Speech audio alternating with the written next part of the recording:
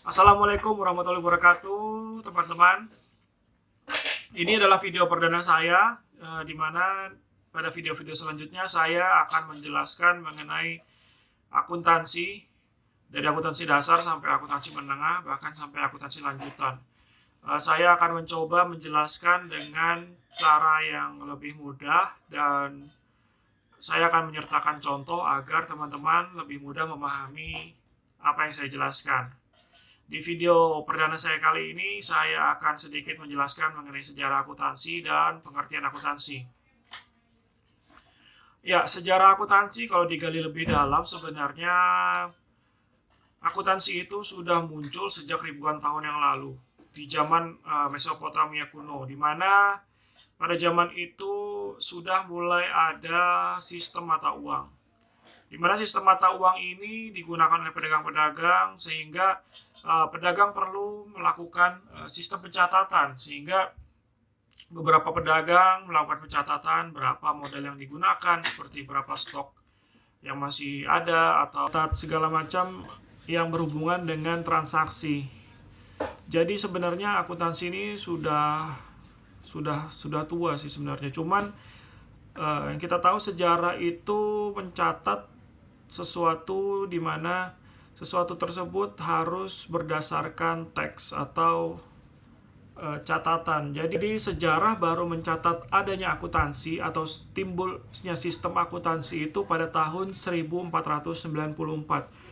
Ya, sebenarnya cukup lama juga dari sistem mata uang pertama kali muncul sampai dengan 1494, di mana seorang matematikawan dari Italia, Bapak Luca Pacioli, itu mencatat sistem akuntansi pada sebuah buku yang bernama Summa de Arithmetic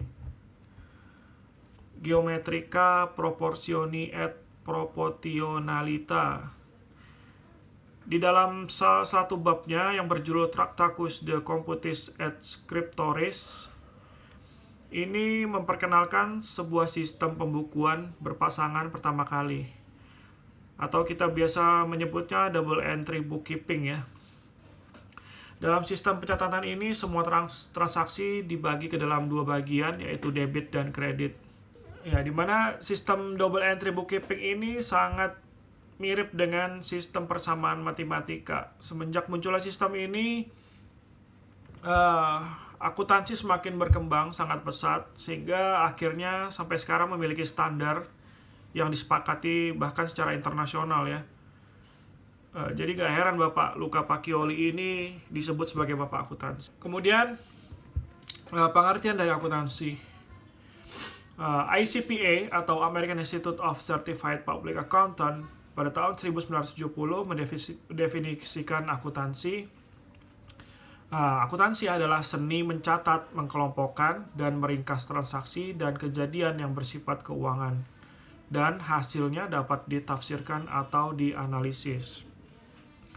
Kalau saya sendiri mendefinisikan akuntansi sebagai berikut ya. Ini definisi saya dari kumpulan pengertian-pengertian yang saya kumpulkan, kemudian saya ambil kesimpulannya atau benang merahnya.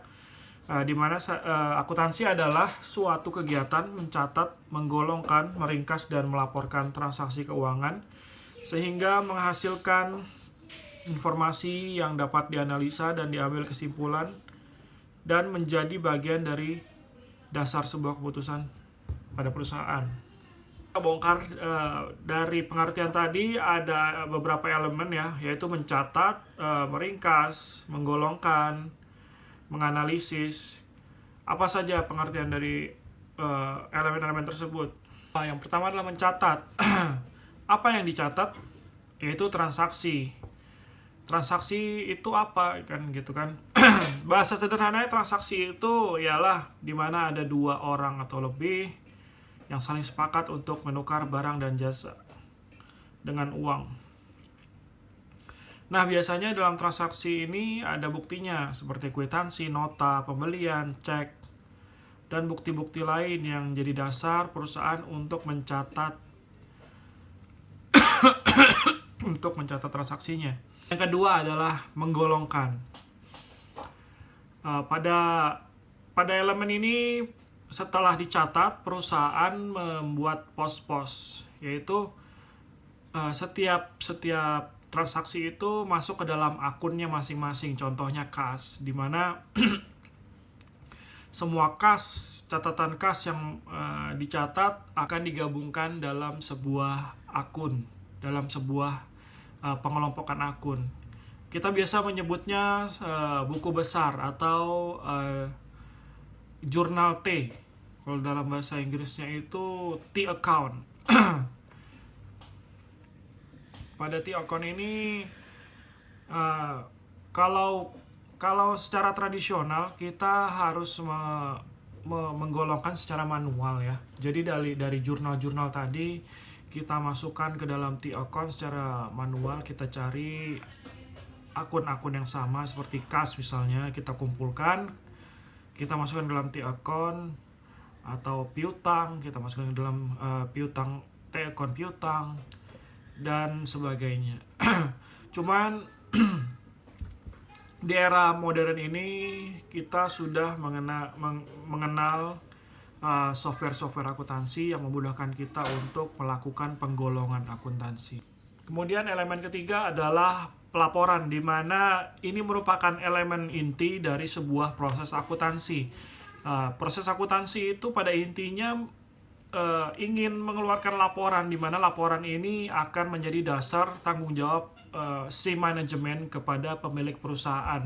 Jadi pemilik perusahaan tahu apa saja yang dilakukan bawahan-bawahannya atau manajemen yang dia percayakan untuk mengelola usahanya, apa saja yang dilakukan oleh para manajer tersebut itu tertuang ke dalam sebuah laporan akuntansi. Sebenarnya setiap perusahaan memiliki laporan keuangannya masing-masing yang formatnya bisa berbeda-beda. Namun pada intinya laporan keuangan itu pasti berisi 4 laporan keuangan inti seperti neraca, laporan laba rugi, laporan perubahan ekuitas, dan laporan arus kas. Itu adalah 4 elemen penting dalam laporan keuangan. Sisanya tergantung kebijakan dari pemilik atau manajemen perusahaan itu tersebut. Kemudian elemen keempat adalah menganalisis.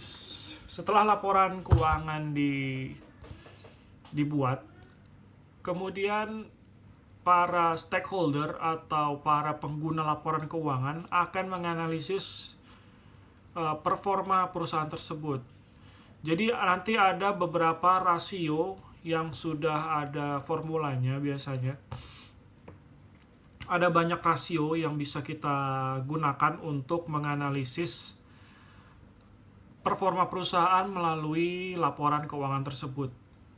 Jadi inilah yang akan menjadi dasar Baiklah teman-teman, sekian dulu video dari saya. Berjumpa lagi di video selanjutnya yang membahas mengenai akuntansi. Terima kasih. Wassalamualaikum warahmatullahi wabarakatuh.